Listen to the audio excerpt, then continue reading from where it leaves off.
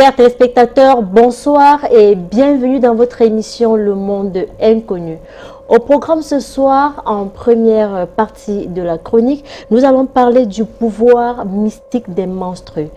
En deuxième partie, nous allons parler de la métaphysique et l'homme libre. Puis la réflexion va nous parler de la spiritualité de détournement des femmes. À la page pratique, nous allons parler de la regrettée reine mère blanche de Baganté, un exemple à suivre. Professeur Herman Glipote, bonsoir.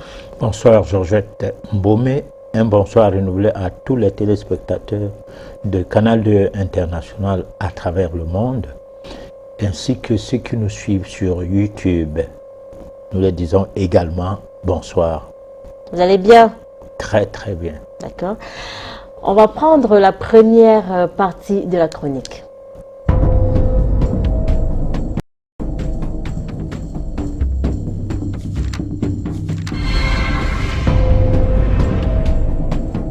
Le pouvoir mystique des menstrues. Saisissons l'occasion dans cette édition pour parler du pouvoir alchimique des menstrues de la femme. Si les femmes sont victimes de l'inégalité sexuelle, n'est-il pas question qu'il n'y a pas de fumée sans feu? Sinon, en parlant de l'égalité de sexe, est-ce que le sexe est vraiment un problème? Mais avant de répondre à ces questions, nous devons situer le contexte de notre réponse. Alors plongeons-nous dans les méandres de la science fondamentale. C'est-elle la toute première science de l'humanité? Elle est régie l'occulte du triangle équilatéral en deux principes sur trois, l'observation et l'expérimentation. D'abord l'observation doit se baser sur un tri de tout ce qu'on observe, puis l'expérimentation devant être portée sur la dévotion. Sur le troisième principe donc, il s'agit de synchroniser ces deux principes en toute pureté pour obtenir le résultat solution à n'importe quel problème de la vie. À revoir tout, du long chemin des revendications de l'ensemble de la classe féminine, il va sans dire que dans certains pays de notre planète, les lois des hommes sur les femmes ont évolué, s'établissant en la reconnaissance de l'égalité du sexe. Ceci est classique. Mais peut-il être sérieux de vouloir prouver que ce que représente l'homme est identique à ce que vaut la femme? Et est-il possible que la femme soit à même de faire tout ce que fait l'homme, ou inversement? Loin de là. Sinon, dites-nous, serait-il vrai qu'un homme normal puisse prendre une grossesse jusqu'à accoucher un bébé? Autrement dit, est-ce qu'une femme est à même d'enceinte un homme, ou qu'il lui soit possible d'engrosser une autre femme comme elle? C'est là le côté bouleversant d'un tel débat, car ceci relève d'une grande énigme. Certes, n'importe qui peut répondre à ces points d'interrogation, mais métaphysiquement, la question de l'égalité de l'homme et la femme, ces deux entités, est confuse à cause de l'impact de leur sexe. À cet effet, les recherches fondamentales se penchant sur la mystique du sexe vont aboutir à une réponse juste: la femme est une entité dominante. C'est elle qui est le sexe fort? Il serait admis que c'est grâce à ces menstrues que la femme serait cette entité prédominante, car le sang menstruel est doté d'une puissance inimaginable. Pourtant les règles ne sont autre chose qu'une quelconque formule, mais occulte, appelée à rentrer dans le mécanisme de la reproduction. Ici, ce sang qui est différent de l'ensemble du sang du reste de l'organisme de la femme, est tantôt diabolisé d'impur, et occulté d'être doté de méfaits, nocifs, susceptibles de porter la malchance à plus d'une personne, surtout de sexe mâle. Le pouvoir spirituel des menstrues serait banalisé par le fait de considérer les règles de substances mauvaises, de déchets qui ne doivent pas rester dans l'organisme. Sous forme d'un cycle régulier ou non, le scientisme précise qu'il s'agit là d'un moyen de nettoyer, d'évacuer les toxines naturellement. Quant à eux, ces toxines, outre un excès de fer, doit être éliminé en vue de réduire le risque de maladies cardiovasculaires par exemple. Finalement, ce sang sera perçu comme étant une dégoûtante misère par certaines femmes qui n'aiment pas cette période. Une idée découlant sans doute de mythes et de superstitions séculaires plus ou moins vraies. On dirait que la clé de la diabolisation commence par les femmes elles-mêmes. on est en droit de se demander si ce n'est pas à cause de cette forme de négation qui est donnée une force occulte aux menstrues au point à les utiliser dans les rites, allant en de simples cérémonies de la magie, tant noires, blanches et même rouges, jusqu'aux crimes rituels. Au-delà de ce qui précède, l'utilisation des règles comme flux menstruel est reconnue depuis la nuit des temps, comme étant susceptible de porter un pouvoir occulte bénéfique dans plus d'un domaine, à savoir, boire de ces règles comme médicament, bénir ou charmer son époux, s'en servir sous forme d'engrais dans l'agriculture, etc. À titre d'effet plus ou moins effrayant, voire négatif, la tradition ou les coutumes estiment que faire l'amour pendant la période de règles serait mystiquement abominable. Pourtant, le scientisme conseille de ne pas se priver de sexe en cette période, que cela serait bénéfique pour soulager certains symptômes menstruels, comme les crampes et les migraines. Mais depuis lors les obédiences religieuses ont toujours traité d'impure toute femme en règle. Chez les chrétiens, pour ne pas perdre des adeptes femmes, cette loi a été finalement abolie. Avec l'islam par contre, conformément à la parole du prophète à Fatima, dans les lieux de la prière, il n'est pas permis à une femme d'y accéder pendant ses menstruations. Résultat, la conclusion à tirer est que, étant donné que les menstrues sont une véritable énigme, l'humanité perd beaucoup à ne pas vouloir chercher à étudier en profondeur et surtout métaphysiquement, les méandres de la puissance et les forces mystiques qui se cachent derrière les menstrues des femmes. Toutefois que cela sera clair, le monde va évoluer sous une autre dimension, totalement subliminale. Dès lors, tous les peuples de notre planète finiront par bénéficier inéluctablement d'une nouvelle ère mystique, nous osons croire, jusqu'ici inimaginable. De retour sur ce plateau, vous êtes sur votre émission Le Monde Inconnu. Nous parlons ce soir du pouvoir mystique des menstrues.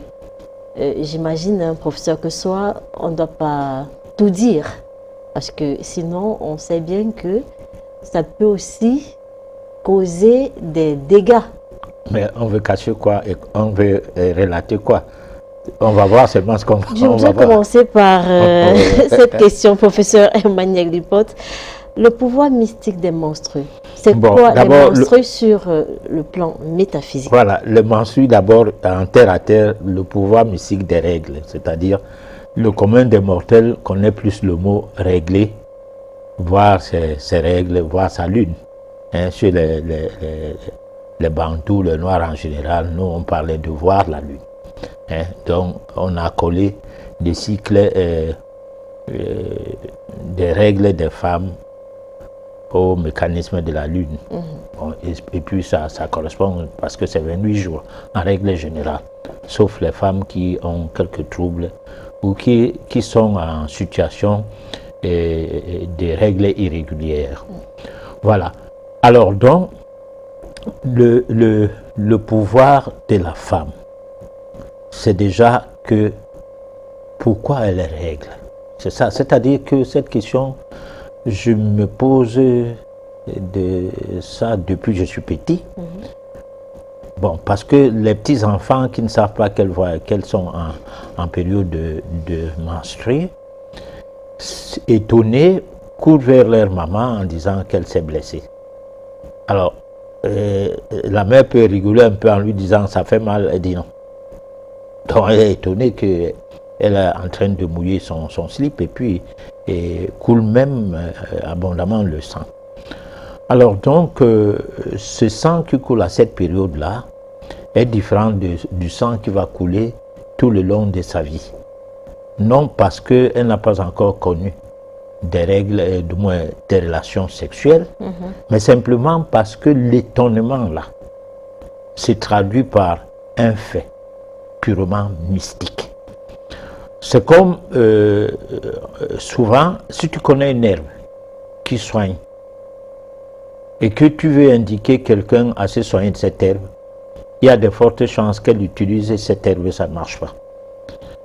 Parce que quand elle va cueillir l'herbe, elle va d'ailleurs cueillir ça barbarément. Les feuilles de l'herbe seront barbarément cueillies. Et de deux, elle va dire partout, c'est les feuilles de ndolé ou bien c'est les feuilles de patate. Alors que ce n'est pas comme ça que ça se passe. Hein? Il faut donner de l'importance à ce que tu fais pour que ça ait un effet mystique. Alors donc, dès que les règles sont déjà connues et établies par la femme, la première phase, c'est-à-dire les premiers aspects mystiques, occultes des règles, chutent. Et reste quand même que les règles ne sont pas, c'est-à-dire le sang menstruel n'est pas n'importe quel sang. C'est là où l'énigme va continuer, c'est par là que l'énigme va continuer. Voilà.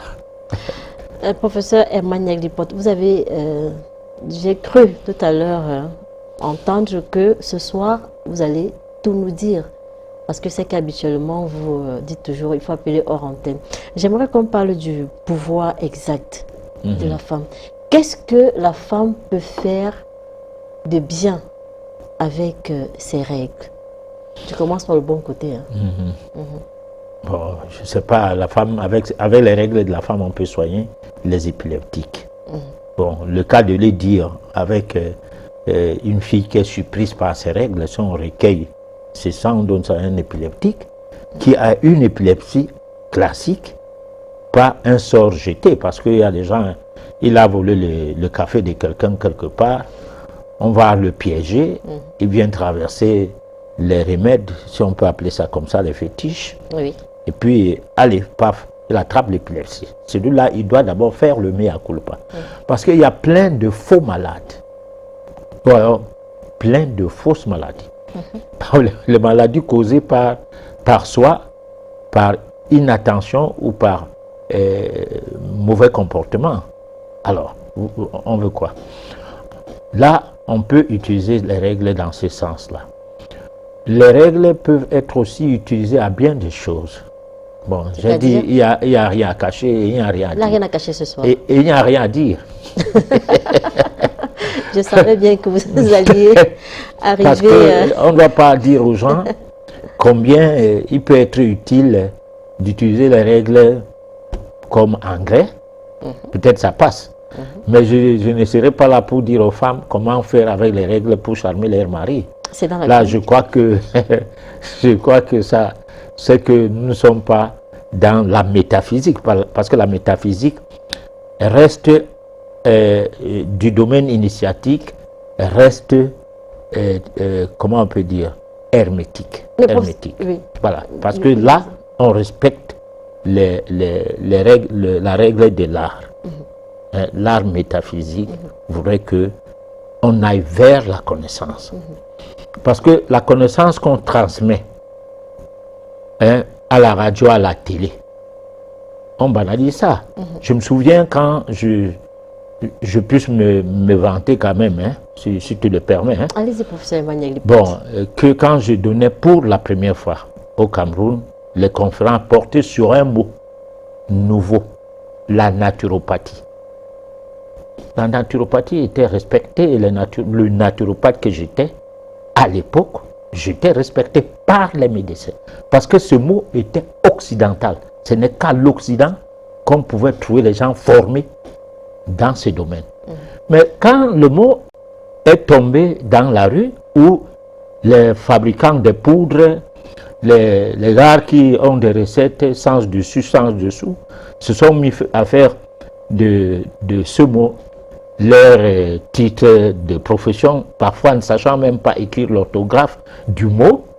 Alors c'est tombé en ruine.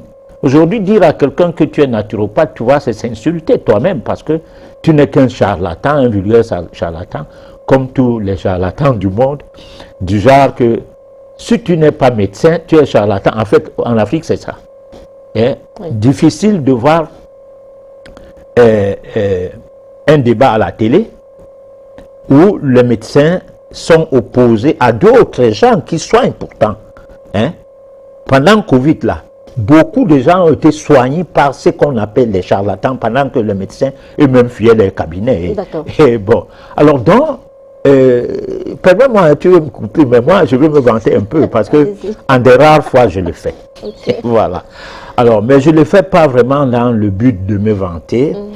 Je le fais dans le but de décrire des situations qui sont révoltantes, dans le sens que nous avons envie de voir quelque chose changer dans notre vie, dans la société, mais nous-mêmes, on ne fait pas d'efforts. On ne fait pas d'efforts. Alors, venez donc à la radio, à la télé, hein, faire des recettes que les gens vont copier et aller faire des pratiques avec. Je crois qu'il arrive de fois, pour ce qui est du monde des mystères, de laisser le mystère à sa place et qu'on aille chercher à savoir ces mystères, comment ça fonctionne, parce que le mystère fait partie de la connaissance. Et c'est derrière la connaissance que se dégage une grande lumière. Voilà, pour l'éclosion de son âme. Voilà. Professeur Hermaniel Lipote, quel mal y a-t-il à charmer son mari? C'est son mari. Alors, pourquoi vous ne voulez pas me donner le secret? Ouais. Si tu charmes ton mari qui t'aime déjà, il devient fou. Si tu veux charmer ton mari, sois sûr que ce monsieur-là ne t'aime pas. Parce que chacun a sa façon d'aimer. Voilà. Tu peux utiliser tes règles pour charmer ton mari, il devient fou. Il ne part plus au travail. Tu auras gagné quoi? Rien. D'accord. Si c'est ce mari-là qui est tout le temps dehors et qu'elle a juste envie de le ramener à la maison. Même quand un homme est dehors, il faut avoir une preuve qu'elle est dehors parce qu'elle te fuit. Si elle et là, dans ces cas, tu peux le charmer si c'est nécessaire. Mais je dis encore que jusque-là, il faut s'y rassurer parce que ça risque d'être un overdose, c'est-à-dire un surdosage. Hein? Parce qu'il y a des gens, il y a des enfants qui aiment leur maman, mais ne sont pas obéissants. Hein? Il aime tellement sa mère que il se fait taper tous les jours par sa mère. Oui. Mais l'amour de sa mère est plus fort que même ceux de ses frères et sœurs qui ne se font pas taper. Alors donc il n'y a pas une preuve que parce que l'homme est tout le temps dehors, il ne t'aime pas. Non, ça peut être sa nature. Je ne fais pas ici, car je ne suis pas avocat de diable. Il y a des hommes qui, parce que sa femme le dégoûte, il est dehors. Il a de la peine à vivre avec sa femme. Trop de bavardage inutile, trop de ci, trop de ça, trop d'interdictions autour de leurs rapports. Alors, il préfère rester dans son coin. N'ayant pas donc un coin dans la maison pour y rester, il préfère rentrer tard quand madame est fatiguée de l'attendre pour l'engueuler. Bon, donc, ça dépend. C'est pourquoi je dis qu'il faut d'abord circonscrire le problème afin de voir s'il faut charmer ou pas. Mais le charme est déjà là, à partir du moment où on s'accepte de vivre ensemble, à moins que les motivations sont entrées par là. Il y a eu comme, comment on peut dire ça? On ne peut pas dire une tricherie, on peut dire que on s'est trompé de ce qu'on faisait comme choix, c'est-à-dire le choix de se marier, pas seulement le choix de marier tel ou tel. Voilà. Professeur Hermaniel Lipote, la tradition ou les coutumes estiment que faire l'amour pendant la période de règles serait mystiquement abominable. Les scientismes, c'est pas ça. Ils disent le contraire. Ils conseillent. Quand on parle de scientisme, c'est une science livresque, scolaire. Et ils font les choses comme ça les plaît. Et deux fois, pour atteindre un objectif, peut-être rendre même quelqu'un malade pour qu'il vienne se soigner après, c'est pas grave. Tout ça, ça fait partie du clientélisme.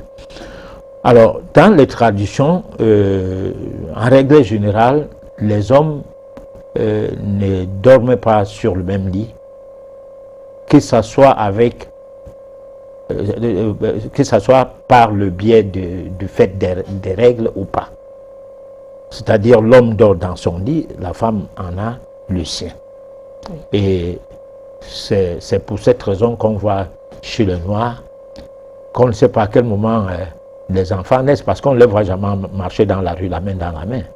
Hein? Quand ils vont même à réunion et qu'ils sont à pied, la femme est devant, l'homme est derrière, ou bien la femme est même derrière, l'homme est devant.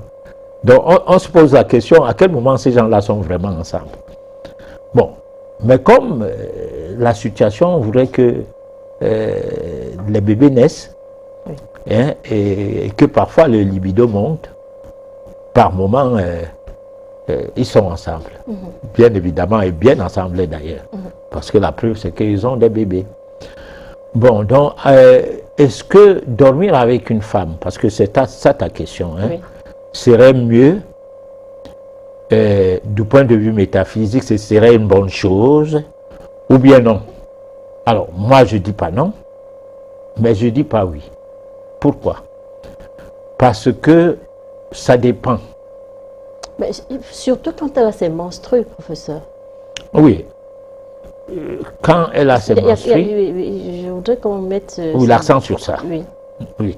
Alors, quand elle a ses menstrues, les problèmes sont nés d'il y a longtemps. Ce n'est pas le problème d'hier. C'est-à-dire la situation de menstrues de la femme a été peut-être ce qui a fait plus peur à l'homme, parce que lors de la dernière édition, qui a fait en sorte qu'on parlait, qu'on dise qu'on va traiter ce sujet à la prochaine émission. Donc c'est ce que nous essayons de faire selon que nous avons promis pour tenir promesse. C'est que les femmes tuaient les hommes dans les rapports sexuels. C'est qu'elles n'étaient pas des tueuses, comme pour dire que c'était un phénomène voulu par les femmes, oui, mais la puissance de la femme faisait en sorte que certaines personnes, à s'accoupler avec une certaine femme, mouraient après. Alors ce genre de décès se traduisait par du fait que, du moins, on allait dans le sens de rechercher pourquoi la personne elle est morte, et on a pensé que, hein, parce que les femmes réglaient. Donc il se passe un phénomène qui n'existe pas chez l'homme. Et on a réalisé par la suite, je parlais de l'Antiquité, je ne dis pas les choses qui se sont passées hier, on a réalisé que cela était évident, que les règles de la femme avaient une puissance. Parce que ce n'est pas la même formule sanguine qui sort de la femme à cette période précise par rapport à la formule sanguine normale, habituelle. Donc, ça a quelque chose de différent qui fait donc réfléchir jusqu'à l'heure actuelle. Parce que si les gens ne réfléchissent pas sur ça, parce que tout est devenu banal. Hein? Vous savez qu'avant, quand il y avait deuil au quartier, les bars ne jouaient pas de musique. Les gens ne chantaient pas, ne vaguaient pas à leurs occupations, sauf ceux qui avaient des occupations. Mais par exemple, dans les villages, il n'y avait pas de travaux champêtres jusqu'à l'enterrement. Oui. Alors aujourd'hui, c'est pas ça, c'est banal, c'est le moment de fête.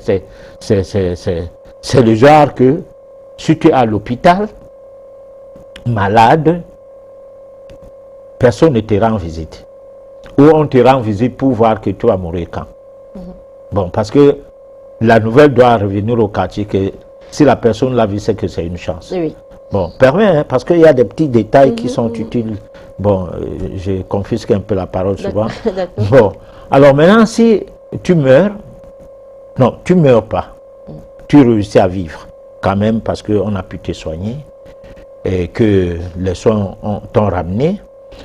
Alors, on fait la facture, je ne sais pas moi, 500 000 ou même 100 000, mais disons 1 million.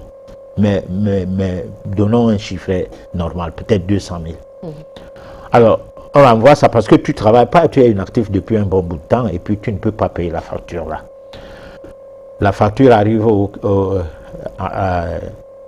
quartier, la famille s'est réunie. La première personne demande à savoir qui l'a amené là-bas, qui a dit qu'il a se soigné là-bas. Il pouvait se soigner ailleurs, là où on peut prendre 50 000, même 10 000. Hein?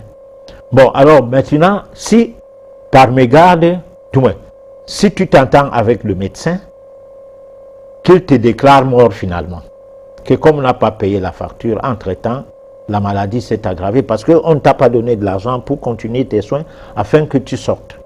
La maladie s'est aggravée et te voilà décédé. Alors les gens vont venir se rassurer. Le médecin va te cacher et dire que tu as la morgue. Ok. La nouvelle retourne au quartier, dans la famille, 1 million tombe. Le premier jour. Alors, les réunions, on a un deuxième million. Bon, alors, et là, la facture a changé. Pourquoi? Parce que le médecin dit que bon, il y a la morgue, il y a ceci, il y a d'autres soins qu'on a dû faire, dont la facture est au-delà de 800 000 même. On va venir donner au médecin 800 000, payer la morgue. Hein?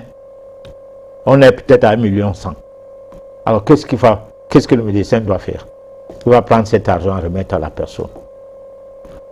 Et là, les gens vont comprendre qu'il faut soigner les gens que de les enterrer. Donc nous avons un problème dans notre fonctionnement par rapport aux femmes.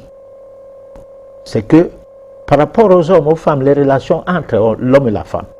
Si une étude était menée pour savoir alors finalement qu'est-ce que c'est que les règles, comme on fait plein d'études, et surtout les études pour fabriquer les armes et tuer les gens, faire des guerres et tout, c'est qu'à partir des règles de la femme, peut-être la connivence entre l'homme et la femme devait naître. Parce que moi, je pense toujours que l'énigme de la relation homme et femme, dans les petites différences qu'il y a, hein, et particulièrement dans la différence la plus importante, parce que la femme a les seins, les hommes n'en ont pas. Mais la différence la plus importante, c'est celle de voir chaque mois la femme perdre de son sang et qu'elle ne soit pas forcément anémiée, sauf si c'est une coïncidence avec une certaine maladie qui sommeille dans son corps. Elle est bien. Il y en a des femmes qui ne font jamais des règles douloureuses. Elles sont bien. Alors, ces sangs-là, qui a des pouvoirs qui sont connus, oui. Déjà, hein, au-delà de ces pouvoirs qui sont connus, doivent se cacher d'autres pouvoirs à décrypter, à découvrir.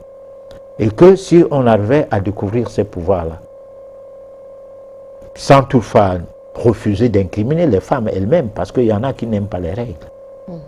Il y en a qui sont vraiment mal à l'aise au moment où elles sont en période de menstruation. Alors donc, je parie qu'il y a du pain sur la planche, du point de vue métaphysique comme du point de vue classique, que les gens se mettent à chercher, à comprendre pourquoi la femme tuait avant, par accouplement, pourquoi après on a maîtrisé ça. Les hommes ne meurent plus aujourd'hui pour avoir s'accoupler avec une femme, d'ailleurs depuis un bon bout de temps, soit par la diabolisation des règles, qui fait que dans certains milieux religieux, les femmes n'ont pas le droit d'accéder les temples ou les lieux de culte pendant qu'elles règlent. Bon, chez les chrétiens, on a réduit ça dans la chronique. Oui. Quand tu règles, tu peux aller à l'église, tu mouilles même le banc, ça ne gêne pas parce qu'on veut les clients. Bon, mais chez les musulmans, c'est pas quand même très commode. Voilà, alors donc, ça continue quand même, hein, malgré l'assouplissement. Alors, je pense qu'on cesse donc de diaboliser le sang menstruel. Je voudrais que vous répondiez, si c'est possible, oui, par un oui ou par un non. Oui. Est-ce que la femme qui a ses règles doit partager le même lit avec un homme? Non, moi, je dis non. Vous dites non? Moi, je dis non, mais sans que je sois la voix officielle. Et là, je ne dis pas en tant qu'initié ou pas. Je me dis que tant que je ne connais pas le pouvoir des règles, des menstrues, je dis non. Mais sauf que il y a des moments où on fait l'amour pendant les règles. Parfois sans le savoir. Non, une fois qu'on est conscient que la femme a ses règles, ou alors une fois que la femme est consciente qu'elle a ses règles, est-ce que oui ou non, elle doit permettre que son mari la touche? Non, moi je dis non. Vous dites non? Oui, mais ça n'empêche, ça dépend. du couple. Mais professeur Emmanuel... Parce que si je dis non, ce n'est pas que je suis une voix autorisée. Vous êtes un ancien. Oui, c'est que je parle d'un côté, comme disait Paul dans la Bible. Paul disait dans la Bible, dans Corinthiens, je ne sais pas en Corinthiens 6 ou quoi, il disait que le mariage pour lui, c'est quelque chose que si ce n'était que lui, personne devrait se marier. Mais comme nos cœurs ne peuvent pas s'abstenir, comme on ne peut pas s'abstenir, il demanderait à ce que lui, Paul, il dit, je ne parle pas au nom du Seigneur, je parle en tant que moi, Paul, je demanderai à ce que chacun ait une femme, et qu'on sache qu'en période de prière, lorsqu'on veut s'évaguer, on veut prier, les deux doivent prier, de peur que vous ne soyez pas en tentation, surtout lorsque vous faites des neuvaines. Là, ici, je reviens sur la métaphysique, sur le domaine initiatique. Parce que tu ne peux pas faire ta neuvaine, ta femme n'en fait pas. Et dire que tu fais la neuvaine dans un couple, c'est pas normal. Ça ne veut rien dire. De même, la femme ne peut pas faire de neuvaine étant dans un couple, étant mariée, et que son mari se fout de ces histoires-là. Alors, c'est pourquoi il faut toujours que vous ayez une connivence dans ce que vous faites, surtout quand il s'agit du domaine spirituel. Bon, maintenant, est-ce qu'il faut coucher avec une femme, ta femme, qui voit ses règles? Je dis, ça dépend du couple. Parce que on peut voir aussi des règles, on peut coucher aussi avec une femme pendant qu'elle règle de manière rituelique. Et là, nous sommes dans sous une autre phase de relation sexuelle. Voilà, parce que de manière rituelique, tu peux refuser de jouir durant tout le temps que vous êtes là, mais en tirer tout le plaisir nécessaire qu'il faut, sans faire d'arrêt coït et sans toutefois lâcher des dents. Donc tout dépend. D'accord. Voilà. Tout à l'heure... Parce que j'ai dit que je ne veux pas tout dire. C'est pourquoi... Jusque-là, voilà. je constate vraiment que vous n'êtes pas en train... Non, que j'ai déjà dit beaucoup de choses. Non, vous avez dit beaucoup de choses, sauf que j'aurais souhaité que vous soyez vraiment direct. Ah, mais non. Tout à l'heure, vous avez dit... C'est pas la police. Tout à l'heure, vous avez dit qu'avant, lorsqu'un homme entretenait des rapports avec une femme pendant qu'elle a ses menstrues, il décédait. Ma grand-mère également me disait que longtemps, lorsqu'une femme avait ses menstrues, en fait, dans le village, lorsque les femmes avaient leurs menstrues, il y avait une case réservée pour elles. Ça pouvait être à l'entrée de la concession comme à la sortie de la concession. Et elles n'avaient pas le droit de parler aux hommes, ni aux grandes personnes. Alors, s'il fallait transmettre un message, il fallait passer par de petits enfants. Donc, à l'époque, ça se respectait encore. Mais on a constaté qu'aujourd'hui, on a tout banalisé. Et même que l'homme qui entretenait des rapports avec la femme se voyait tout simplement brûler, je veux dire peut-être entre guillemets mourir, ou alors voir ses affaires chuter, parce que pendant que la femme voit ses règles, elle est en période de feu. La femme a tous ses... Bon, mais toi, tu es en train de tout expliquer. Non, je ne suis pas en train de... Je m'interroge parce que... Vous avez parlé de la phase lunaire. Ouais. Professeur. Ouais. La femme a tout en elle. Elle a l'eau, le feu, vous parlez des 4 éléments, l'eau, le feu, l'air et la terre. Pour que la femme règle, il faut passer par toutes les phases. Toutes les phases. Alors, professeur, que vous nous dites aujourd'hui que l'homme peut, qu'on a tout banalisé, l'homme peut coucher avec sa femme, vous êtes là pour éduquer. Alors, est-ce que oui ou non, l'homme peut entretenir des rapports avec la femme pendant ses règles? Bon, j'ai dit, tu as un exemple correct de ta grand-mère et des pratiques qui se faisaient. J'ai dit qu'il y a eu des étapes qui ont permis à ce que les rapports sexuels avec les femmes qui tuaient, on ne met pas trop l'accent sur le fait des règles, parce que lorsqu'on prend le sens religieux, on a l'impression, ou bien on n'a pas l'impression, non, il y a un peu du tabou. sur ce qui faisait ou ce qui fait que on diabolise les règles. Voilà, il y a un peu de tabou dedans, c'est-à-dire on ne parlait pas des rapports sexuels. Voilà, on parlait seulement des règles comme ça là. Alors, l'impureté de la femme qui règle. D'accord? Maintenant, le principe traditionnel est différent du principe coutumier. C'est-à-dire, les traditions sont mondiales. Les coutumes sont communautaires, concernent des régions et tout.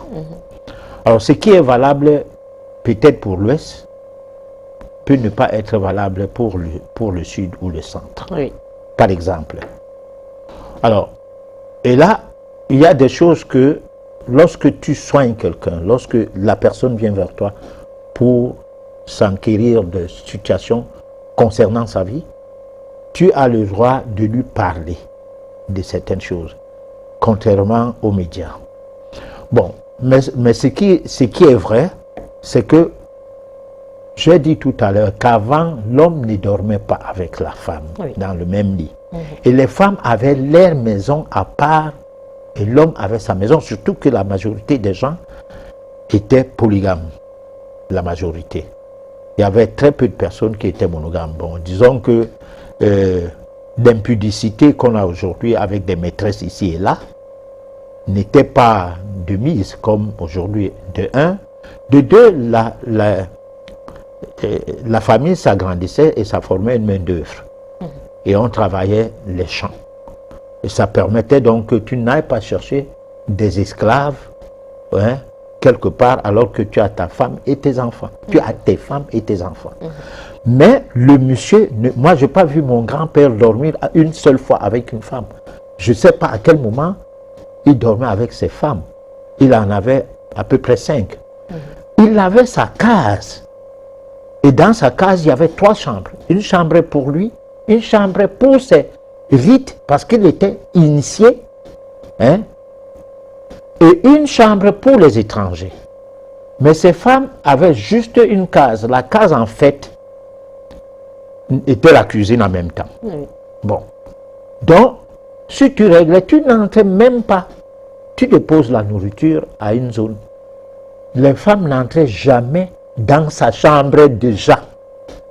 Parce qu'on n'avait pas besoin de faire les lits avec les draps et les oreillers pour, à ce que je sache. Donc tu entres dans sa chambre pour faire quoi? Bon, mais s'il est malade, tu peux entrer dans sa chambre à condition que tu ne règles pas. Bon, parce que là, tu as percé l'abcès en voulant m'expliquer tout ça. Bon, je reviens sur ça. Bon, mais pour l'homme moderne, si moi je ne fais pas, je n'ai pas besoin de contact avec une femme, par exemple, pendant les règles, et Paul, lui, il en aura besoin. Ou si Paul n'en a pas besoin, moi, je peux avoir besoin de le faire. Et j'ai dit, tout dépend des couples. Et tout dépend de l'environnement. Parce que nous sommes dans un environnement où vous faites partie de la même chambre. Alors, quand ça prend l'homme, il fait comment? Il oublie que tu règles. Et surtout qu'il ne va pas mourir après. Si c'était comme avant, qu'on mourait, bon. Alors, donc, on peut dire qu'on a dévalué la force de la femme. Ça a été dévalué parce qu'elle-même, elle s'est dévaluée en se comportant comme une personne qui, quelque part, fonctionne sur la base des prémices, comment on peut dire, des motivations. La femme d'avant avait besoin des présents, mais pas pour son sexe. Sauf une catégorie de femmes, parce que le plus vieux métier du monde, c'est ce métier de vendeuse de sexe, là, quand même. Mais ces femmes-là étaient aussi d'une autre catégorie. Elles n'étaient pas des femmes comme... bon, on ne peut pas dire qu'elles n'étaient pas normales, parce que ça ne veut pas dire que quand tu es dans ces métiers, tu n'es plus une femme, ou tu n'es plus normale. Bon, mais elles n'étaient pas des femmes mariées, par exemple. D'accord. Voilà. Il se dit que la femme, pendant sa période de menstruation, elle peut bénir une personne, elle peut bénir son mari, elle peut bénir son enfant. Je l'ai dit dans la chronique. D'accord, d'accord. Donc c'est avéré. Ok. Non, mais avéré. Maintenant, comment comment elle s'y prend, professeur? C'est quoi? C'est juste des formules? Non, on va voir Qu'est-ce ça. qu'il faut faire? Il faut verser. On va voir ça, on va faire une édition. Qui est la femme, qui est l'homme? D'accord? Au cours de cette édition, on comprendra pourquoi les règles sont puissantes ou pas. Et la place de sperme, c'est quoi? Le rôle de l'homme et le rôle de la femme. Ça, je fais une promesse parce que je dis souvent que lorsque je pars bien étudier un sujet, je ne l'amène pas à la télé. Parce que les gens nous écoutent. Et il ne faut pas passer pour ridicule. Bon, et il ne faut pas, au cours d'une édition, vouloir tout dire comme si... comme s'il n'y avait plus rien à dire, ou comme s'il n'y avait pas une méthodologie. Le pouvoir des règles des femmes, comme ça n'est le cas ce soir, c'est d'abord expliquer qu'il y a une recherche fondamentale à faire. Oui, mais professeur, Bon, ça, on le sait, professeur Emmanuel Lipote. On le sait pourquoi on ne le fait pas. Comment bénir son mari? Non, si on le sait pourquoi on ne le fait pas. Comment bénir une entreprise? Comment... Bon, j'ai dit, je ne traite pas ce sujet ce soir, Mbomé. Je savais bien que... Bon, je ne traite pas ce sujet ce soir. Parce que pour bénir les gens, c'est à l'église qu'on bénit n'importe qui. Hein? C'est à l'église. Mais les anciens savent que est béni celui qui mérite la bénédiction. Parce que celui qui mérite la bénédiction veut dire quoi? C'est qu'il est déjà béni. Il reste seulement à ce qu'un geste soit fait. D'accord, professeur. Hein? Pourquoi il est déjà béni? Il est déjà béni parce que son comportement seul suffit pour qu'il ait la chance de trouver quelqu'un qui va apporter un plus de pouvoir sur son état, son état d'être. Bon, alors je dis ceci. Les hommes ont leur pouvoir, les femmes ont leur pouvoir. On verra ça prochainement. Hein? D'accord, professeur. C'est là qu'on comprendra qu'est-ce que c'est que la prière Notre Père qui est aux cieux. Qu'est-ce que ça veut dire fondamentalement. Et on va découvrir l'autre prière qu'on appelle, qui dit aussi Notre Mère, la terre. On saura donc qu'est-ce que c'est que le Père qui est au ciel et qu'est-ce que c'est que la Mère, la terre. Là, on va entrer dans les méandres de l'être humain que nous sommes pour découvrir les manquements qui nous sont imposés par une société dans laquelle nous vivons, où en fait les gens ne font pas attention sur qu'est-ce que c'est que Dieu, mais qui parlait de Dieu, parce que Dieu, ça commence d'abord par l'être que je suis, que tu es, que l'autre est. Dieu ne commence pas par quelqu'un qui est quelque part au-dessus, compris, je ne sais pas comment, hein, pour atteindre la dimension spirituelle divine qu'il faut. Hein, alors que cette dimension est en nous. Mais la société étant ainsi faite, on va prier. Notre Père qui est au ciel, que ton nom soit sanctifié, que ton règne vienne. Tu vois, les gens, il y a un bon repas, il finit de raconter les histoires de on a béni ce repas, machin, et il termine par Notre Père, tout le monde prend. Mais c'est moquer de soi. Quand on est dans ce genre de recyclables, des récits, je veux dire. C'est se moquer de soi. Là, vous parlez en tant que patriarche, professeur Emmanuel. Ah non, en tant qu'initié. D'accord. Chers téléspectateurs, on va prendre la deuxième partie de la chronique. Métaphysique et homme libre. La métaphysique de l'homme libre. Nous ne le dirons jamais assez que cette émission est un programme qui a pour but essentiel de sublimer tous ceux qui sont en quête de la haute connaissance, c'est-à-dire la connaissance métaphysique avec tout ce qui s'y cache. Oui, la connaissance au-delà du subconscient, subliminal. Cette connaissance dont il est question dans ce programme de télévision est destinée à toute personne qui désire développer des vertus spirituelles en elle, son intuition en vue de savoir comment maîtriser les lois de la nature est en principe celle de l'attraction, etc. C'est une piste qui permet à tous ceux qui sont à la recherche du chantier des lumières et qui sont déterminés d'entrer dans les mondes supérieurs de comprendre combien la vie spirituelle est essentielle pour l'existence de tout un chacun. En revanche, ce n'est qu'en étudiant au moindre détail la chose spirituelle qu'on arrive à décrypter les données occultes qui permettent d'obtenir la clé des portes des différentes chambres de la sphère divine. C'est-à-dire qu'il faut maîtriser le spirituel afin de parvenir à développer des vertus occultes qui sommeillent en soi. Tel que nous le disons souvent, c'est une affaire de méthodologie avec pour but de s'affranchir de toutes sortes d'esclavage mental, spirituel, intellectuel et surtout occulte. Grâce à cela, on sera à l'abri de toutes sortes d'envoûtements, de manœuvres de sorcellerie d'où qu'elles viennent, qu'elles soient politiques, scolaires, religieuses, industrielles, sentimentales, professionnelles, etc. Chaque individu devra savoir qu'à partir d'un bon dosage de la culture générale, loin des cahiers de cours préprogrammés dans les lycées et collèges, universités, etc., en vue de contrôler les intelligences des apprenants, que commence le début d'affranchissement de soi. Une sorte de formation et d'auto-formation qui passe par un apprentissage initiatique qui tient à chercher à comprendre les méandres de la vie dans toute sa globalité jusqu'aux petits détails. Ici, on cherche les voies et moyens qui permettent à tout prix qu'on soit capable de trouver où serait la porte de la connaissance pour du vrai et d'être à même de trouver la clé qui va permettre d'ouvrir cette porte. Certes, c'est cette connaissance qui est le macrocosme et le microcosme en même temps. Elle est d'une double polarité positive et négative, du genre des exemples de la main droite et la main gauche, du jour et la nuit, de la lumière et des ténèbres, etc. Ce que les Asiatiques appellent le yang et le yin.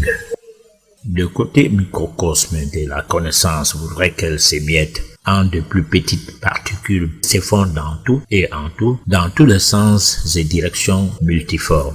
Et ce n'est que là qu'on peut constater comment la connaissance nous permet d'avoir une prise de conscience sur tout ce qui existe sur les autres et sur nous. Lorsqu'en chacun de nous, elle devient totale, elle nous sublime et nous permet de gagner en idées, en intuition, par la maîtrise de nos pensées. Chez chaque personne, la connaissance doit se manifester en l'intuition qui se traduit par l'art de la compréhension. Une sorte de prise de conscience sur l'existence du mal et du bien, avec pour seul objectif comment développer uniquement les idées du bien en vue de s'auto-créer une voie subliminale pour l'atteinte de son être intérieur susceptible de s'identifier finalement en homme libre. Professeur Herman Yaglipote, comment développer son intuition? Disons, l'intuition se développe par les histoires qui se racontent autour de Jésus, de Allah, et même dans les histoires qui se racontent sur le développement personnel. Bon, donc l'intuition, ça se développe aussi chez les femmes qui, elles, n'utilisent pas leur cerveau, mais utilisent leur cœur. D'accord, on va laisser un peu Allah et Jésus en tant que... Oui, mais c'est que tu peux... En tant qu'ancien, comment? Oui, mais j'explique donc que l'intuition, c'est un mot qui peut aller dans tous les sens pour le développer. Bon, donc moi, je pense que lorsque on parlait de l'intuition du point de vue métaphysique, Oui. ça change complètement. Ça passe par le voie de la maîtrise de la méditation. D'accord. Et en mettant de côté tout ce qui regarde les prières. Et là, on n'a pas besoin d'une intuition superficielle, on a besoin d'une intuition comme instrument qui guide la personne qui fait les travaux pour développer son intuition. Là, nous sortons complètement du registre religieux ou du registre classique, le développement personnel. Parce que quand la religion ne tient pas, on vous met dans le développement personnel, mais on te parle plutôt au niveau de ton cerveau, parce que c'est la tête qui est entretenue, le cerveau qui est entretenu dans le système scolaire, c'est le même qui est entretenu dans le développement personnel. Par contre, l'intuition qui est entretenue sous cette forme-là, elle est une intuition superficielle. Ça ne te permet pas d'être en phase avec ton être intérieur, Oui. envers toi-même. Et là, la question de savoir comment développer dans son intuition Oui. peut s'avérer compliquée à partir du moment où il y a des étapes qu'il faut respecter et qu'on n'aura pas pu respecter. Et tant qu'on ne les respectera pas, l'intuition ne sera jamais développée. Alors ces étapes, on en a parlé au cours d'édition en édition, au cours de cette émission. On a parlé de l'alimentation spirituelle, voire occulte. On a parlé de la méditation, Oui. expliquant que c'est un outil qui permet, comme un engin, de rentrer sur un chemin qu'on appelle la spiritualité, afin qu'au bout de ces chemins, qu'on soit à la découverte du divin qui est en nous. Et c'est ce divin-là qui est toutefois pris en compte. L'intuition sera donc de mise partant de ce véhicule méditation, traversant les méandres du chemin parcouru à travers la spiritualité, et puis on va se rendre compte qu'on était véritablement un divin. Professeur, la vie spirituelle est essentielle dans la vie de tout un chacun. Alors, comment savoir qu'on est une personne spirituelle? Lorsqu'on va à l'église, on a sa Bible ou on a le Coran, on est une personne spirituelle. Professeur, nous sommes dans le monde inconnu. Oui, mais il faut commencer par là, Okay. pour faire la différence. Parce qu'on n'est pas spirituel dans le sens de dire, je te vois un type là, je suis malade, pour qu'il me fasse les soins spirituels. Donc on parlait de médecine traditionnelle. Parce qu'on ne parle pas à l'hôpital, on est dans le spirituel, c'est pas ça. Ou bien, on prie pour moi, c'est un homme spirituel, c'est pas ça.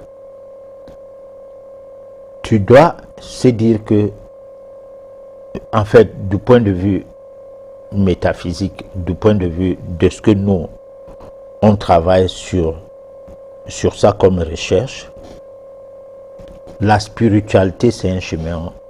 Tu n'es pas le chemin. Moi, je ne peux pas dire quelque part, je suis un homme spirituel. Non. Je peux encore dire que par prétention, parce que c'est vrai que je suis un initié. Bon, je peux me prétendre initié comme je peux bien l'être. Voilà. Mais pas spirituel. Parce que pour ce qui est de la spiritualité, il y a une confusion entre l'être que nous sommes, donc habité par une entité divine qui se traduit par la vie, le respire, et la spiritualité, qui est une double dimension de l'existence, si on peut le dire ainsi, pour parler terre à terre. Oui. Alors, tu es la double dimension de l'existence de quoi? Dans l'alcool, après l'église, on est au bar en train de boire avec les amis. Et parfois, on est même pasteur, on est prêtre, on est tous à la fois. Donc c'est parce que une chapelle s'est ouverte où tu célèbres une messe ou un culte, donc tu es spirituel. Du jour au lendemain, le petit bandit du quartier qui a eu l'autorisation d'ouvrir une église est devenu apôtre, est devenu pasteur, est devenu tout. Pire alors, ceux qui ont fait la théologie encore, ils ont été formés ici et là à travers le monde. Mais ce n'est pas ça la spiritualité. La spiritualité, c'est un chemin. Et ce chemin, nous devons le chercher. Et pour le chercher, nous devons avoir un outil. Après l'avoir cherché, constater qu'il est là. Oui. Et cet outil, c'est ça le véhicule qui nous permet d'entrer sur ce chemin. Parce que le but de se spiritualiser alors est d'atteindre sa dimension divine, pas y parvenir. Voilà. D'accord. Nous vous proposons la réflexion et on se retrouve juste après pour la suite.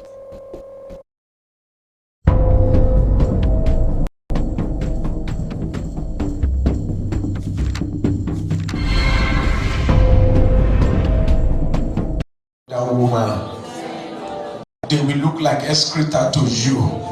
They will smell to you. They will smell to you. They will smell to you. Pray, pray, pray, pray. They will smell to you. It's only me you will desire. It's only me you will desire. In the name of Jesus. In Jesus' beautiful name we pray. Look at his face now. His face must have changed. Has it changed? Yes.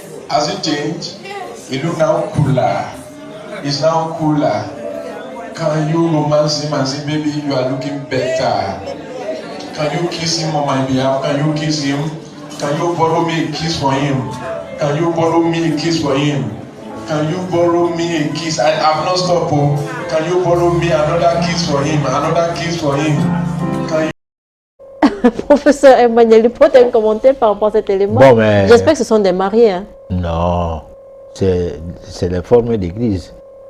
Il y a tout genre d'église. Prochainement, on va montrer les mosquées de réveil. Bon, prochainement. C'est-à-dire, on a atteint un niveau où on ne comprend pas trop qu'est-ce qu'on veut. D'accord. Alors, dis-moi, une femme qui a son petit njomba là-bas, hein, son petit cœur, qui se fout de son mari sous l'art. Mais attends, elle n'aimerait même pas que son mari aille à cette église. Comme d'aucuns peut dire que viens dans mon église. Sinon, notre mariage, si ça s'égale, ce n'est pas de ma faute parce que le pasteur a dit que tu es un Babylonien. Voilà. Non. Ici, là, tu dis même à ton mari que pardon, ne viens même pas ici. Comme toi, tu es bien gentil comme ça, tu me laisses aller dormir la nuit. Et puis, vous entrez dans une église, bon, en frères et sœurs en Christ. Alors, vous vous embrassez et c'est normal. Et le pasteur est là pour animer parce que ça part quelque part là-dedans, bon, mais il ne s'empresse pas. Ou comment, on ne sait pas. Hein? D'accord, on va prendre la page pratique, la Reine Blanche de Bagandi.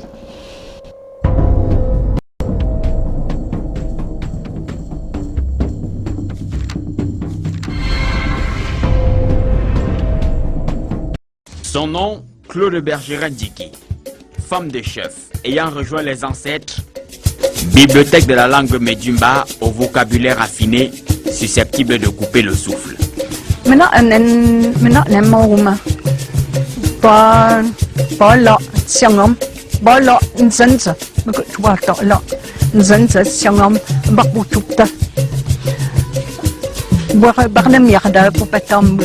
Abu fantak barki bakse par non sama una mama me ndo ishu pichup lo pichup min bunsina pinu lu pa chinois lu pa arabe lu pa indien lu mazilu bungan chup mu punchup a chodon chiku pa camerounais ngun chup mu ba chotu sadi du pin men pichup min men makhluk tak cuma ndap zabu pu sudah ndak pu cup lok no Menyo len nok ni, len tuk ni. Ba aku ne pen su ma no se famille ne su pas fait ça pas tot ça. Je pour nous que cela. Ma ce ne soit pas pour tout le monde. Aku tu luat saja. Oh, mungkin me pinganan no pilen neuf.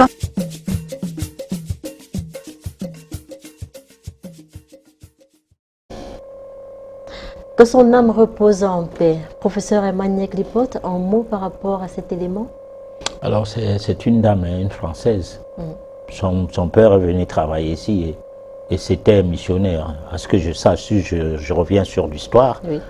Et qui a été prise d'amour à un monsieur qui finalement qui est devenu chef chez les Bangante.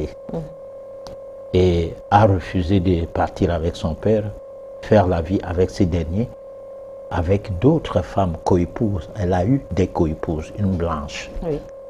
Elle a fait des enfants. Ici, elle explique que lorsqu'on est avec des enfants, il faut parler la langue de ton mari. À moins que je n'ai pas bien saisi l'élément, pour permettre à tes enfants d'en parler aussi. Que tu sois chinois, que tu sois d'où. Bon, donc, là, l'élément là a un double rôle. L'élément là a d'abord un rôle que, d'ailleurs plusieurs rôles, hein. Un rôle que elle a été camerounaise sans doute dans une autre vie. Et elle est revenue ici par le biais de karma commun avec le monsieur qui finalement, roi de son état, la prend pour épouse. Première lecture. Deuxième lecture, la femme n'a pas de pays. Tous les pays du monde appartiennent à la femme. C'est-à-dire, la femme n'a pas de famille. Elle est partout chez elle. Hein? Une femme, par alliance, elle est française, elle est américaine, elle est japonaise, elle est tout. Un homme jamais par alliance ne devient rien que ce qu'il a été au départ. Alors donc, là c'est un autre aspect du pouvoir de la femme qui est très négligé et qui parfois fait dire que la femme est du sexe faible.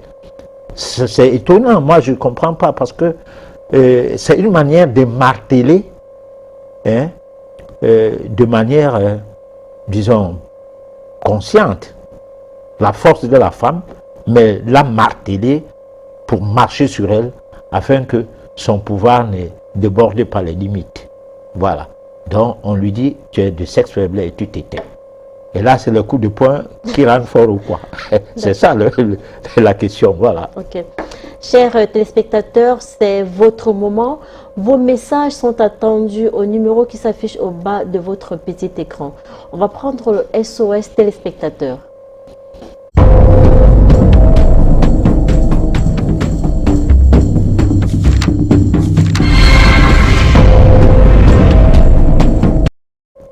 De retour sur ce plateau, vous êtes sur votre émission Le Monde Inconnu.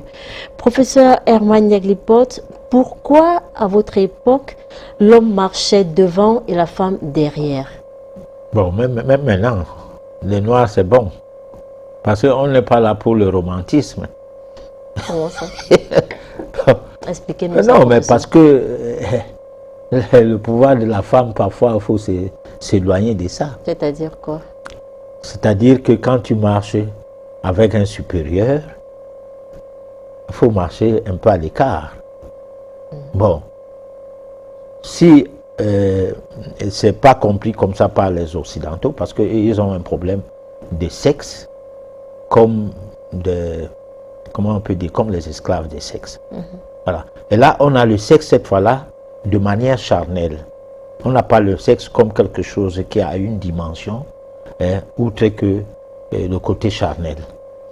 Alors, donc, nous imitons tout cela et nous devenons comme les autres, et puis ça banalise la force de l'homme d'un côté, parce que sa force était qu'il doit se préserver. Bon, il doit se préserver. Bon, parce que moi, je ne mens pas. Quand on traverse la route, c'est difficile que je tienne la main de la femme pour traverser la route avec elle, sauf si elle me rappelle. Parce que nous, on n'a pas grandi comme ça. On a grandi que lorsque tu es avec une femme, elle est devant, tu es derrière. Tu la regardes. Le lion peut sortir par derrière. Mais ça te dévore que de dévorer ta femme. Voilà. Bon, maintenant nous sommes en ville, il n'y a plus les lions, mais la voiture aussi est un lion. D'accord. Ouais. S'il faut revenir sur le pouvoir spirituel de la femme, est-ce que ce n'est pas une manière de dire à la femme, voilà, reste en arrière parce que tu peux me protéger? Non, la femme, quand vous marchez en route, elle doit être devant. Ça, c'est ça. Mais quand vous dormez, en fonction de l'environnement dans lequel tu es, quand je parle de l'environnement, ici, je fais état à la famille. Si tu penses qu'il y a trop de sorcellerie dans la famille, tu dois te marier d'une femme qui est sorcière, ce qui est normal, pour que tu sois protégé. Voilà. Si tu te maries d'une femme qui ne va pas la nuit, tant pis. On va te manger, on mange tes enfants, on te mange. Voilà. Je crois n'avoir pas bien suivi, professeur. Oui, tu n'as pas bien suivi. Je n'ai pas bien suivi ta question. Avant, les hommes marchaient devant, la femme derrière. Enfin, juste observer, quand monsieur et dame rentraient du champ, l'homme était devant, la femme derrière. Oui, devant, c'est pour, dans un environnement, oui, tu dois tracer le chemin. Hein? Parce que s'il y a le serpent, s'il y a quoi, c'est toi qui affrontes ça. Le premier, toi l'homme. Hein? Oui. Mais dans un autre environnement, la femme doit être devant. Et toi, tu surveilles tout ce qui est devant, prêt à sauter pour te mettre devant quand le besoin se présente. D'accord. Que de la laisser derrière. Parce que il peut arriver que ce que tu croyais n'avoir pas vu sorte pas derrière. Par exemple, certains animaux qui se mettent à l'affût te laissent passer. D'accord. Hein? Et après, ça bondit. Bon, ça laisse passer madame, ça te laisse passer. Et pour te bondir par derrière. D'accord. Ça, c'est en ville, n'est-ce pas? Non, dans les brousses. Bon, en ville, la femme marche devant, l'homme derrière. Non, là c'est des habitudes des gens qui ont, ne marchent pas avec les femmes. Hein. Mais lorsque je regarde souvent certains hommes, des hommes bien placés, des personnalités, lorsqu'il y a des cérémonies... Les argentés. Lorsqu'il y a... Parce que les personnalités, c'est ceux qui ont l'argent. Lorsqu'il y a de grandes cérémonies, l'homme est devant, la femme est derrière, peut-être à 1 ou 2 mètres, professeur. Oui. Et là, on dit souvent qu'elle n'est pas derrière à tout hasard. Elle contrôle. Est-ce qu'il y a la sorcellerie? Est-ce que elle a un rôle protecteur? Toi, tu les as interrogés, moi non. Bon, j'ai dit ma chose. Hein? Oui. Les comportements que nous avons aujourd'hui dépendent de ce qu'on appelle les aspects protocolaires. Parce que les gens qui ont de l'argent ont une manière de fonctionner avec leurs femmes. La classe moyenne a une manière de fonctionner avec leurs femmes. Ne mettons pas la mystique dans tout. Voyons aussi des aspects classiques. Hein, parce que le président de la République peut ne pas être avec son épouse dans les cérémonies. Mais cela n'exclut pas qu'un certain président, par exemple, la rencontre qu'il y a aujourd'hui au Brésil où Poutine et le président chinois et tout sont partis, le président sud-africain et tout ça, le président indien. Le président chinois est parti avec son épouse. Ils étaient ensemble à la descente de l'avion. Mais quand ils arrivent, on ne donne pas les fleurs à madame, on donne les fleurs à monsieur. Bon, donc ça dépend. Il y a des aspects protocolaires qui concernent chaque région du monde, chaque pays et tout. Moi, je n'aborde pas ce sujet-là parce que je risque de... C'est toujours réservé aux initiés, professeur Emmanuel. Non, je risque de m'y perdre parce que les aspects protocolaires peuvent être aussi des aspects des clans initiatiques qui concernent des régions. Parce que par exemple, la guerre qui est en Ukraine là maintenant, c'est une guerre de deux forces occultes, hein, où il y a une force qui concerne les Illuminatus et une autre force qui concerne, je ne sais pas quoi dire. Bon, alors, c'est dans l'occulte que le tour se joue. Et c'est ce pouvoir-là qui s'affrontent. Et nous, on voit le décryptement des armes. Hein, et on ne comprend pas le fond de cette guerre-là. Alors, donc, il faut qu'une hégémonie cesse pour céder la place à une autre hégémonie ou bien pour rendre le monde peu dépendant de cette hégémonie, les Illuminatus. Voilà. Bon, donc, je ne peux pas analyser, du fait de n'avoir pas étudié de fond en comble, les méandres des problèmes qui existent dans les couples, où madame est derrière, monsieur est devant. Moi, j'ai essayé de dire que par rapport à une période, là je parlais d'une période très reculée, voilà comment ça se passait, c'est ce que j'essayais d'expliquer. D'accord. Lorsqu'on dit derrière un grand homme se cache une grande femme, ça veut dire quoi, professeur? Ça veut dire que la femme ne se fait jamais voir, se cache. C'est-à-dire, si tu es député à l'Assemblée, tu pars avec ta femme à l'Assemblée? Non. Alors, mais tu seras peut-être le député qui apporte plus de réponses parce que ta femme n'est pas n'importe qui. Hein? Son taux d'intuition est très élevé. Et chaque fois qu'il y a une réunion qui campe, tous les hommes partent chez eux. Du moins, la séance est levée, chacun rentre. On dit, bon, on verra ça demain. La nuit porte conseil. Demain arrive, chacun vient avec une réponse. C'est la réponse de ta femme qui est adoptée.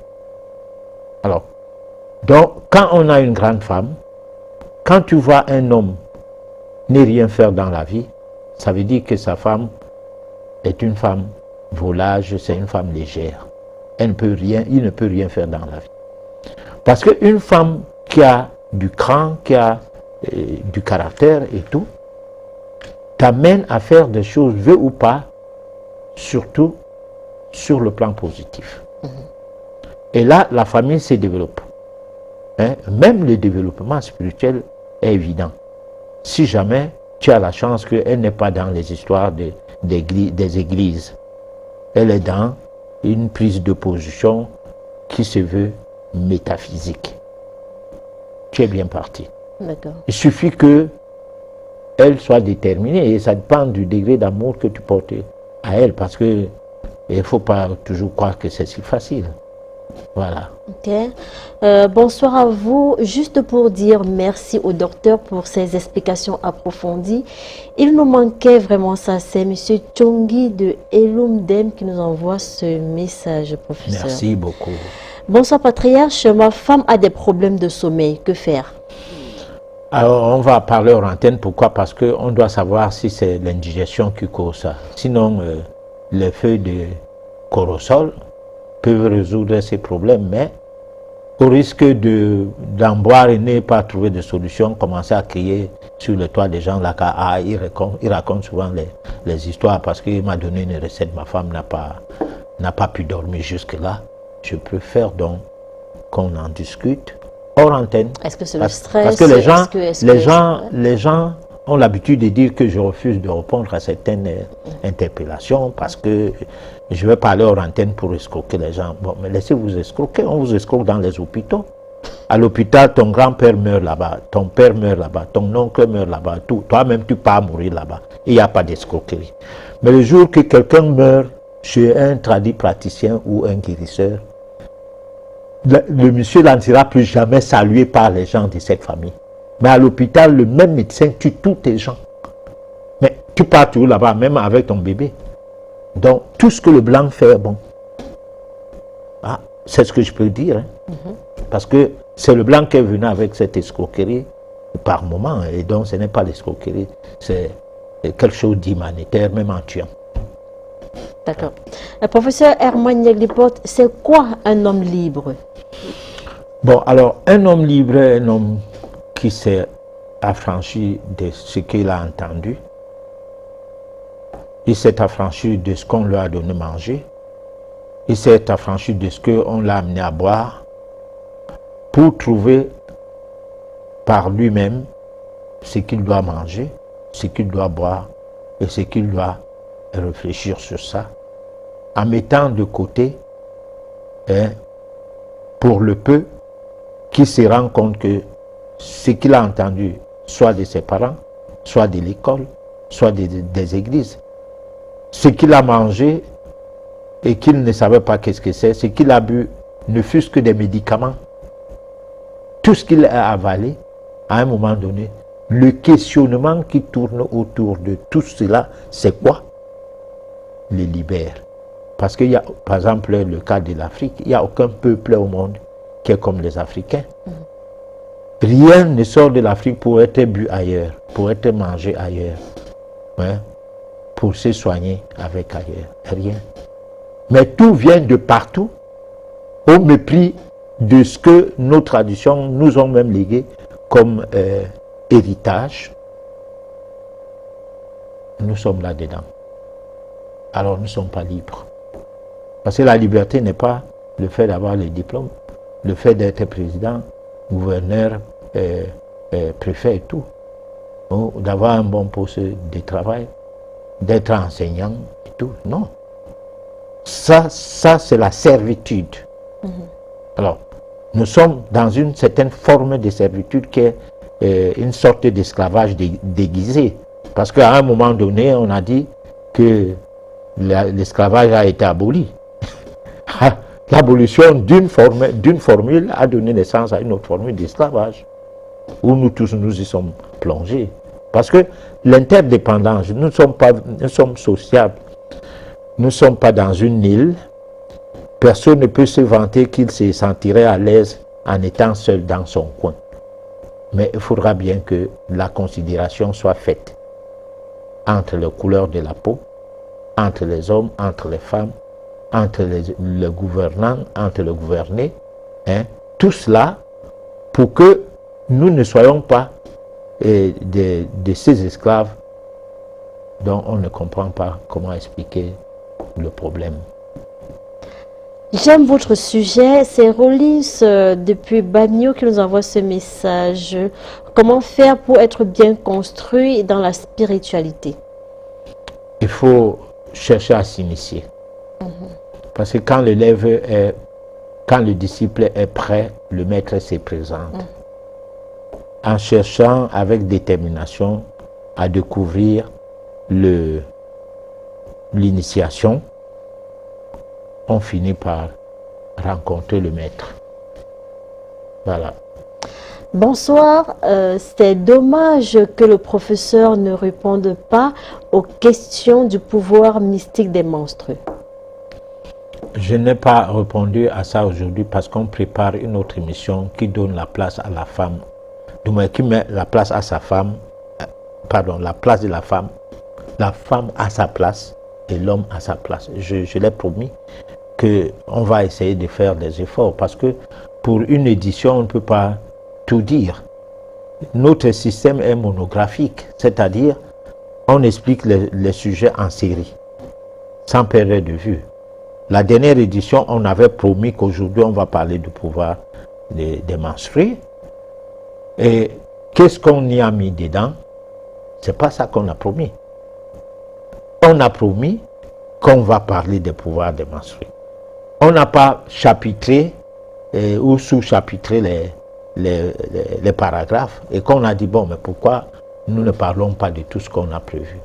Donc, il y a un plan de travail. Nous travaillons sur la base de ces plans qui se résument en chronique. Dans la prochaine chronique, nous allons voir la place de la femme. Et là, nous allons revenir sans doute, en passant, je ne sais pas encore parce que ça dépend des investigations, des recherches qui seront menées, pour se retrouver sur quel est vraiment le fait qui fait que la femme a un pouvoir. Et quelle est la différence entre le pouvoir de l'homme et la femme? Parce que les hommes ont leur pouvoir aussi. Hein? Bon, mais on a remarqué que même pour les guerres, les femmes ont pu approuver qu'elles avaient plus de pouvoir que les hommes. Parce que Jeanne d'Arc n'eût été le pouvoir des hommes qu'elle serait la personne qu'on parlerait plus d'elle en France que de parler des De Gaulle, qui étaient des génocidaires à gauche, à droite, pour des causes perdues. Parce que la France ne s'en sortira jamais malgré l'héritage que De Gaulle a laissé pour eux. Hein. En venant truander, en tuant les chefs de l'État en Afrique et tout, la France ne s'en sortira jamais.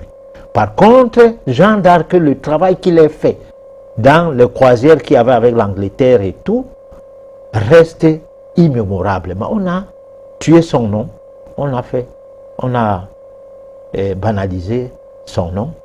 Et de même, dans le sillage de Jésus-Christ, Marie-Madalena, on ne veut pas en parler. Hein? Mais c'est elle qui était avec Jésus à tout moment.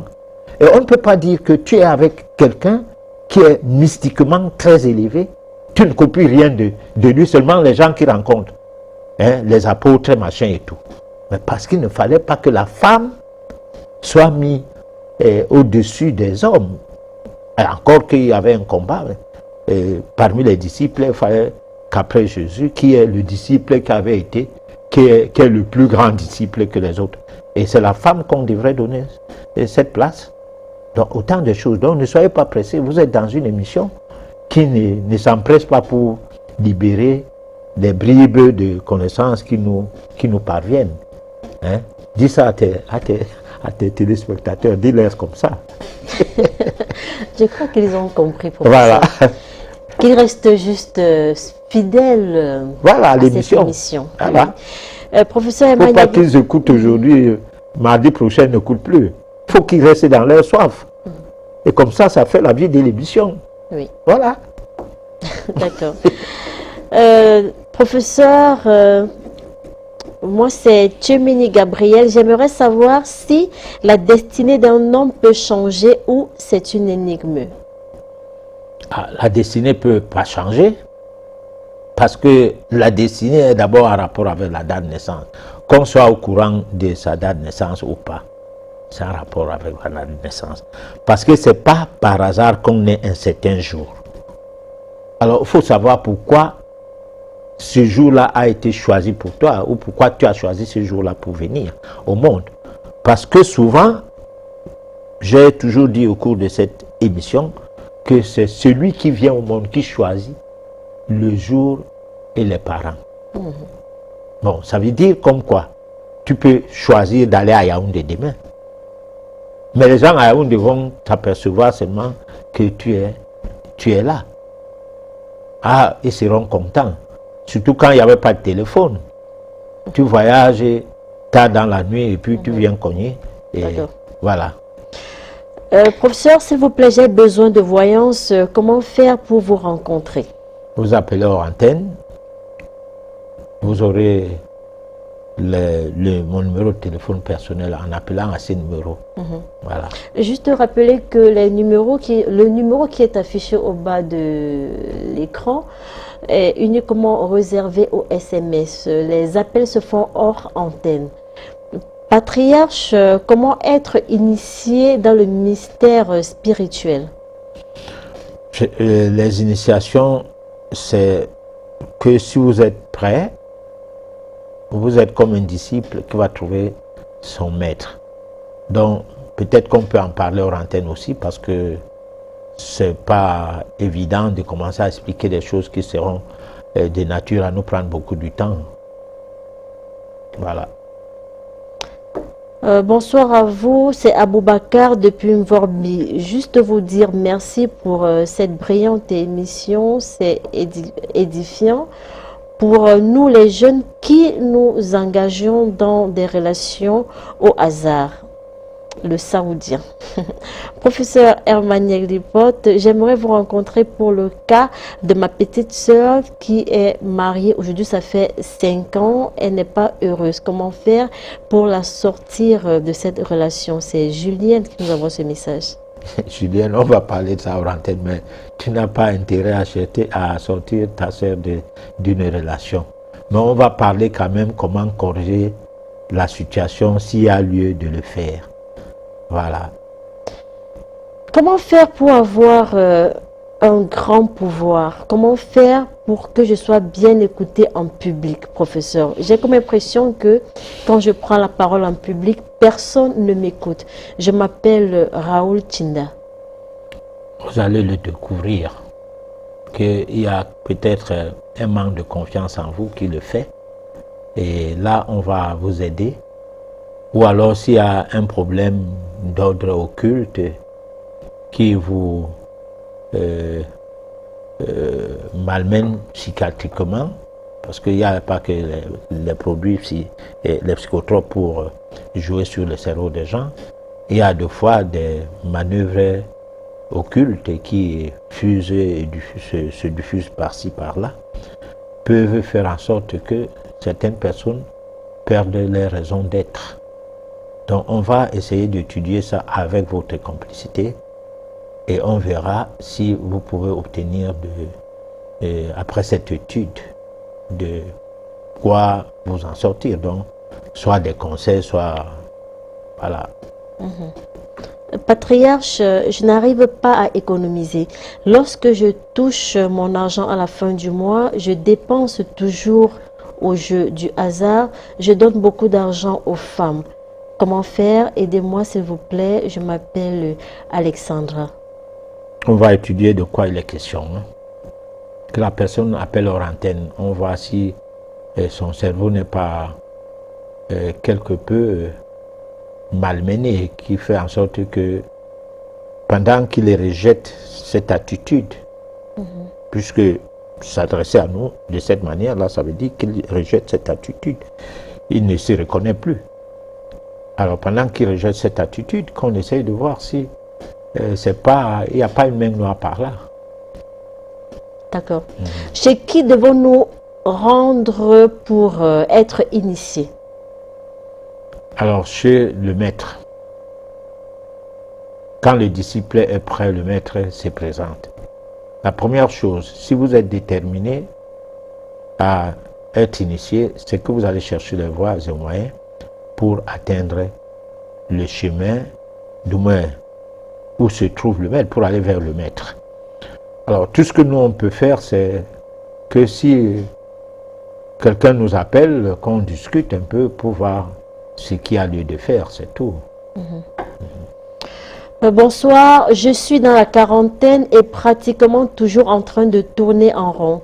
Comment faire pour vous rencontrer? Question de voir s'il y a un moyen de sortir de cette situation. Patriarche, aidez-moi, c'est Yannick depuis Douala. Bon, Yannick, vous pouvez appeler hors antenne et prendre un rendez-vous. Alors, c'est des personnes, celles des personnes, je vais dire, qui sont à Yaoundé samedi de cette semaine, dans le 8, je serai à Yaoundé. On peut échanger, on peut discuter, on peut étudier les situations. Bon, je suis là pour ça. D'accord. Voilà. Donc, ils peuvent venir, ils peuvent appeler jeudi pour caler le rendez-vous. Et comme ça, nous sommes ensemble à Yaoundé. Mais Douala, je suis permanemment à Douala. C'est ma ville d'élection. Depuis près de 46 ans, je travaille à Douala. Dans le registre de tourner avec des gens, essayer de voir qu'est-ce que je peux leur être utile, c'est tout. D'accord. Voilà. Professeur Hermaniel Lipote, on va se quitter sur ce message. Comment faire pour être aimé? Alors là, c'est un message compliqué. Il ne fallait pas qu'on se quitte sur ça. On va revenir sur ça après. Voilà. Peut-être un petit commentaire. Non, il faut d'abord aimer soi-même pour qu'on vous aime. Parce que quand vous aimez vous-même, vous ne faites pas n'importe quoi. Et comme ça, vos vibrations, du point de vue occulte, s'améliorent. Et vous devenez attractif. C'est-à-dire les gens vous veulent être avec vous. Hein, parce que vous êtes comme une lumière. Voilà. C'est ça même d'ailleurs le but de s'initier. Votre mot de fin. C'est ça le mot de fin. Merci, merci beaucoup, professeur Herman Yaglipot. Merci, chers téléspectateurs, de nous avoir suivis du début jusqu'à la fin. Donnons-nous rendez-vous mardi prochain lorsqu'il sera 23 h. D'ici là, portez-vous bien.